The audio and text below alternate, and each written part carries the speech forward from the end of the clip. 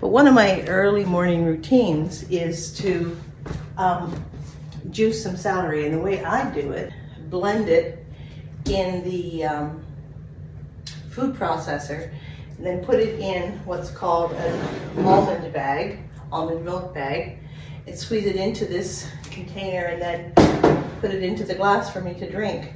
It keeps inflammation down, therefore my arthritis and joint pain doesn't bother me. Okay, so I've chopped all the celery. As you can see, it's just in little pieces here in the blender.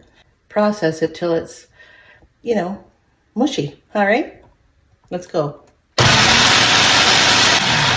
And every so often I shut the blender off, the processor off, and scrape down the sides so it gets in there. And it takes, 3 or 4 or 5 minutes to get it all. You see it's starting to really flow into the center, almost like lava. That's what it makes me think of. And one last scrape, and I'm going to give it a couple more turns here, and then we'll show you the rest of it.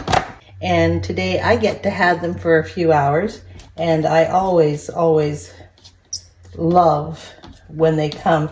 As a matter of fact, I didn't sleep all that well last night, and I don't know if it was the excitement of the fact that they're coming today, or if it's just, I have with startling and boring regularity have nights where I can't sleep as I've gotten older, and it just happens.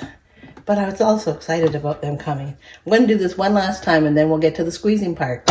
So, take it off the machine, and you can see it's just mushy. It's just, and it just puts all the juice into the glass container and just squeeze her out. That's it. And then pour it into the glass you want to have it. When I'm done this, I'll have, from this one small bunch of celery, I should have a full 16 ounces, and that's the recommended amount. You just drink it down slowly, sip it for, 15 or 20 minutes, about what it would take you to eat that much celery, so that your body is absorbing it and it's working through the bloodstream to help with the inflammation. And sometimes I'll put a little bit of the pulp in my drink if I'm so inclined on a given day. I don't every day, because the juice itself is enough for the inflammation. But it's great fiber for your body too. If you do put a little bit of the pulp in your drink, I don't mind the pulp. I just don't always put it in. I don't think I will today. So you squeeze out as much as you can. A couple more squeezes left in this lot, and then we'll be ready to show you the rest.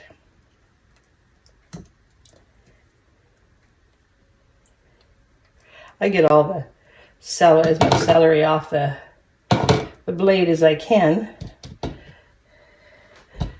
I want every little bit of this gold in my body. I also drink a tea at night that I brew, which is just simply about an inch of fresh ginger, and I chop that up, and about 15 or 20 cloves. And I boil that in about 1 liter of water, and it makes enough tea to have a cup for about 3 nights when it's all done, because you boil it for about 15 minutes once it comes to the boil. And I keep the lid on it just so it doesn't evaporate away on me. And then you let it steep off the heat with the cover on for another 15 minutes. And that allows it to steep and get all the goodness of the cloves and the ginger into the tea you're making with it. And then I pour myself a glass, put the rest in the fridge. It'll keep up to 5 days in the fridge, but mine doesn't last that long.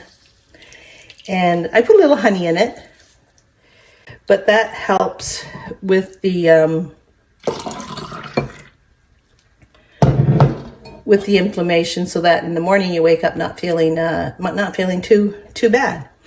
And then, like I say, even with that small bunch, I got almost a full 16 ounces. And then, like I say, you just sip, and I love the taste of it. To me, it's kind of sweet and yummy, but it'll help with the inflammation. So I hope that helps somebody. And now I'm just going to go and sit and sip this. And while I sip this, I'm going to read some scripture, and then we'll jump in the shower and get ready for the day. Talk to you later.